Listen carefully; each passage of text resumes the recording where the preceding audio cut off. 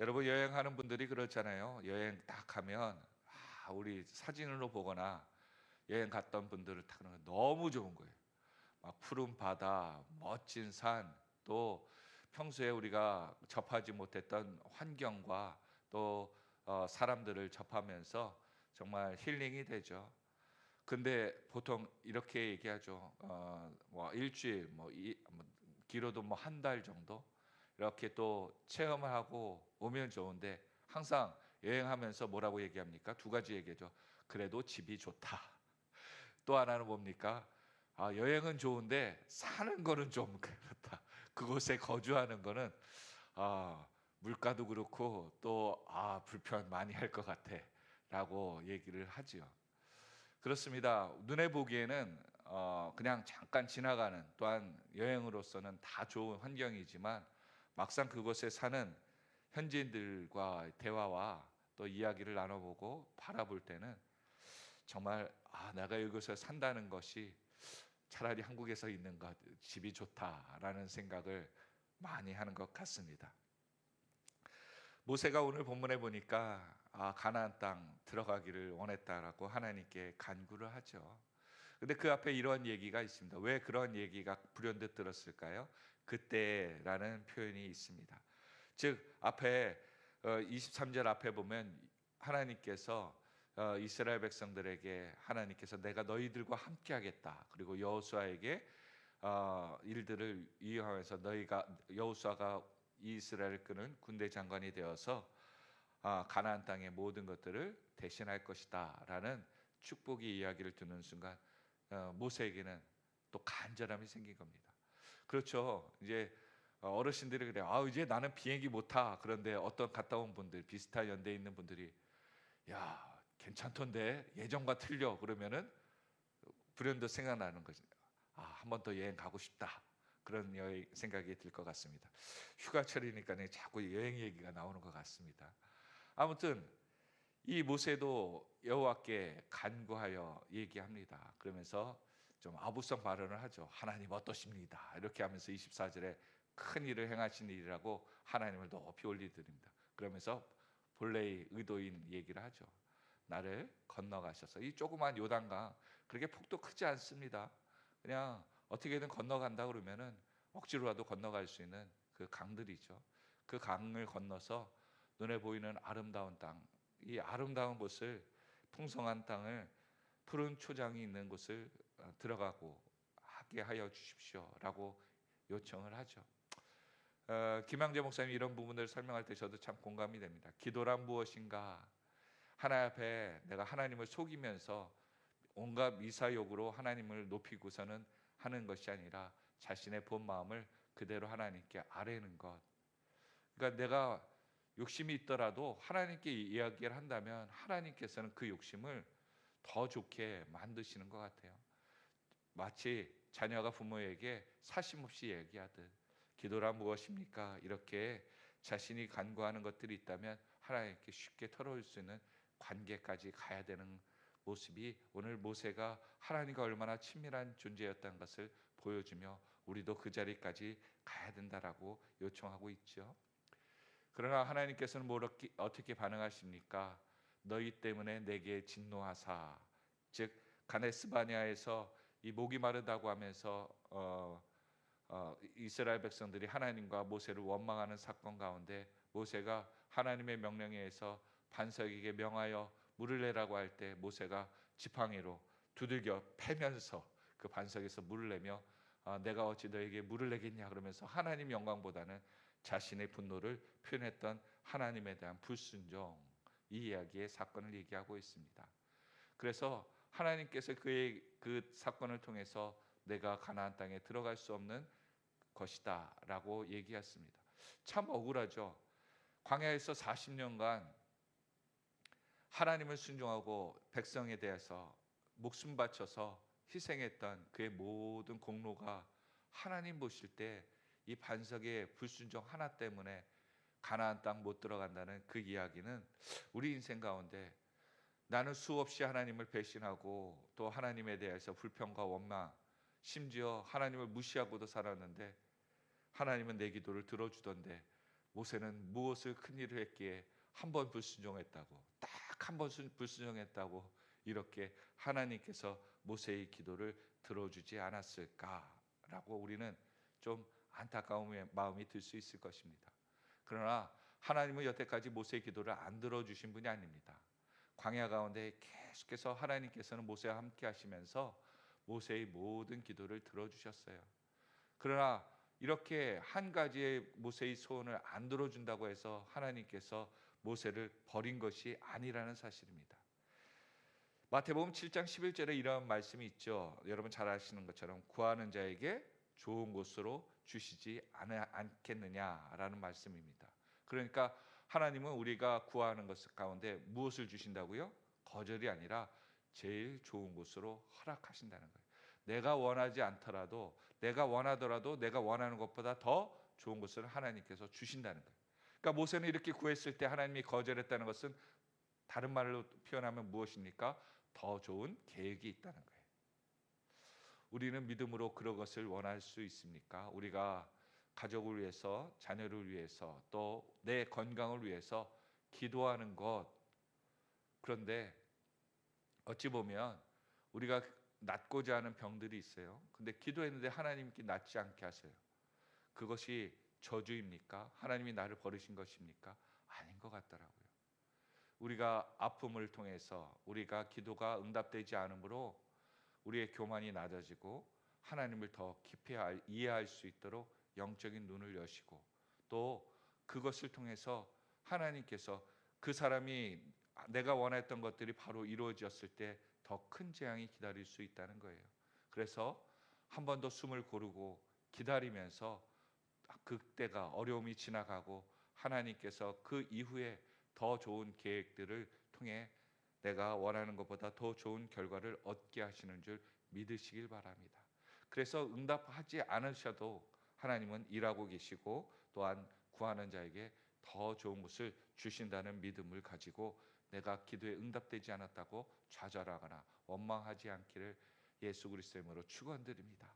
그러면서 하나님께서는 모세를 어떻게 이끄십니까? 27절에 너는 비스가 산 꼭대기에 올라가서 눈을 들어 동서남북을 바라보고 내 눈으로 그 땅을 바라보라. 너는 이 요단을 건너지 못할 것임이니라. 그 좋은 땅들을 모세의 눈에 보여주십니다. 아까 말씀드린 것처럼 여행하듯이 그것을 살면은 정말 가나안 땅에 들어가서 이스라엘 백성들이 행복했습니까? 라고 물어본다면 그들이 그 땅을 빼앗고 정착하며 정말 싸우기에 얼마나 고생했는지. 그리고 여러분 모세오경이 끝난 후에 무엇이 나옵니까? 사사기가 나오지 않습니까? 이스라엘 백성이 행복한 얘기가 나와요? 아니면 적들이랑 우상들과 싸우고 싸우는 그러한 갈등의 이야기가 나옵니까? 그렇죠. 그들이 광야에서는요 하나님에 대해서 적들에 대해서 신경 쓸 이유가 하나도 없었습니다. 그리고 하나님이 입혀주시고 먹는 것 때문에 걱정이 없었어요. 근데 가나안 땅에 들어가니까 어떤 일이 벌어집니까? 그들이 진멸하지 않은 백성들이 항시 쳐들어와서 추수할 때만 되면 그 지역에 그 지파에 쳐들어와서 물밀듯이 들어와서 물건을 빼앗고 사람들을 노략질하고 죽이고 아주 그런 일들이 비일비재했다는 거예요. 사사기 시대. 그래서 사사를 세워서 그들과 싸우고 하나님께서 백성을 지키게 하시지 않았습니까? 그러니까 그 땅에 들어가서 광야에서는 행복한 시간이었을지 모르겠지만 그곳에는 항상 긴장하고 또한 그들의 삶 가운데 어려움을 겪는 시간이 이어졌다는 겁니다. 그러니까 여행할 때는 좋았지만 살아보니까 만만치 않다는 거예요. 하나님께서는 모세에게 좋은 것만을 보여주신 것 같습니다. 그리고 모세에게 더 좋은 곳은 어디였겠습니까? 그 보이는 가나안 땅이 아니라 천국이라는 거죠. 우리의 삶 가운데도 우리가 하나님 앞에 내가 좋아하는 것들이 나에게 주어지지 않더라도 우리는 염려하지 말고 낙심하지 말아야 될 것은 천국보다 세상보다 내가 원하는 것보다 더 좋은 천국이 나에게 준비되어 있다는 것을 꼭 위로받고 우리 세상 가운데 욕심내고 또한 물질과 환경 가운데 우리가 낙심하지 않기를 예수 그리스도의 이름으로 축원드립니다. 그리고 너는 이 요단을 건너지 못할 것이라면서 하나님은 분명한 선을 그어 주십니다. 순종했을까요? 안 했을까요? 모세가 순종했다는 거예요.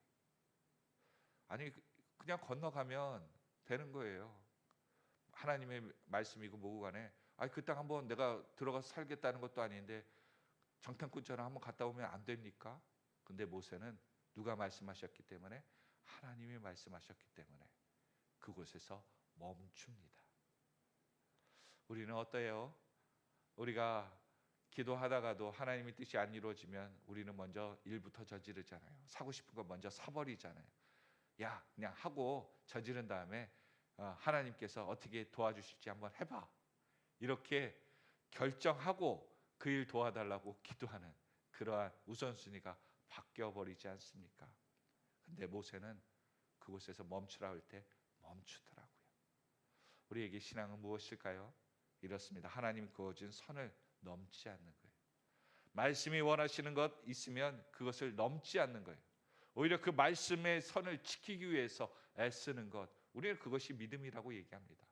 내가 원하는 것을 기도해서 얻어서 그것이 믿음이 있다라고 얘기하는 것이 아니라 하나님께서 내가 얻지 못하더라도 하나님이 말씀하셔서 여기까지다 그러면 얻지 않고 거기까지 멈춰 서 있는 것, 그것이 믿음이고 능력이라는 거예요. 세상은 자꾸 잘못된 것을 신앙으로 해석하고 있죠. 오늘 모세의 영성이 백성들에게도 이스라엘에게도 꼭 필요한 것이었습니다. 모세도 하나님이 건너가지 말라니까 멈춰섰어. 우리가 가나안 땅 들어가서 리더자가 하나님이 멈춰라 그러면 적이 우리 앞에 있더라도 멈춰야 돼. 배우는 겁니다. 그리고 두 번째 마지막 사명을 모세에게 주시죠. 28절 같이 한번 읽어볼까요? 시작. 너는 여호수아에게 명령하여 그를 담대하게 하며 그를 강하게 하라. 그는 이 백성을 거느리고 건너가서 내가 볼 땅을 그들의 기업으로 얻게 하리라 하셨느니라. 아멘. 하나님께서 모세에게 새로운 사명, 마지막 사명, 여호수아를 리더자로 세우라는 거예요. 오늘 우리 삶 가운데 우리의 신앙을, 나의 믿음을 조금이라도 은혜 받았던 것들을 우리 자녀들에게, 주변의 지체들에게 전할 수 있는 사람들이 있습니까? 왜 한국 교회가 어렵는가 물어봤더니요, 목사님들이 그렇게 얘기하시더래요. 인재가 없대. 근데 많은 분들이, 젊은 목사님들이 얘기를 하시더라고요. 인재가 없는 게 아니라 인재를 안 키우더라는 거예요. 교회에서 부목사님들이라든지 전도사님들이 설교를 잘하면 사람들의 마음들이 나눠질까 해서 목사님들이, 담임 목사님들이 내보낸답니다. 그분들의 역량을 키우고 같이 동역자로서의 가는 마음이 아니라, 우리 한국 사람들은 항상 누가 잘 되면 배 아프고 경쟁자로 여기잖아요. 심지어 자녀들이 부모보다 더 칭찬을 얻으면 부모들이 처음에는 기분 좋아했지만 나중에는 그것도 싫대요. 무엇 때문인지 모르겠습니다. 자녀들이 잘 되는데 부모가 부모로서의 역할을 잃어버린다고 생각해서 그럴까요? 자기 이름이 가려진다고 생각할까요? 그런데 이러한 것 가운데 모세는 이제는 자신의 이름이 내려가고 여호수아의 이름이 하나님 앞에서 그가 모세와 같이 쓰임 받기를 원해 하나님의 명령을 그에게 위임하게 됩니다. 한국은 제일 필요한 것이 무엇일까요? 그렇죠. 후대의 리더자들을 키워내어서 그들의 신앙과 또한 지식과 그리고 부모님들의 받았던 귀한 가훈들과 우리 지식들을 자녀들에게 전수하고 위임하는 과정이 필요합니다. 그 과정이 없다면 우리는 서로가 협력하고 존귀하게 존경하고 존경받는 그런 세대가 안 될 것 같아요. 하나님께서는 여호수아에게 이렇게 명령하면서 권력이, 또한 하나님께서는 리더자가 어떻게 세워진지를 이스라엘에게, 또한 새로운 백성들, 광야에서 태어난 백성들에게 가르쳐 주십니다. 오늘 저와 여러분에게도요, 하나님께서 리더자를 세울 때는요, 사람의 인기에서 세워지는 게 아니라는 겁니다. 지명하는 거예요. 하나님이 지명하여 세우는 거예요. 여러분, 교회가 목사님을 세울 때 투표해서 세운다고요? 절대 그렇지 않습니다.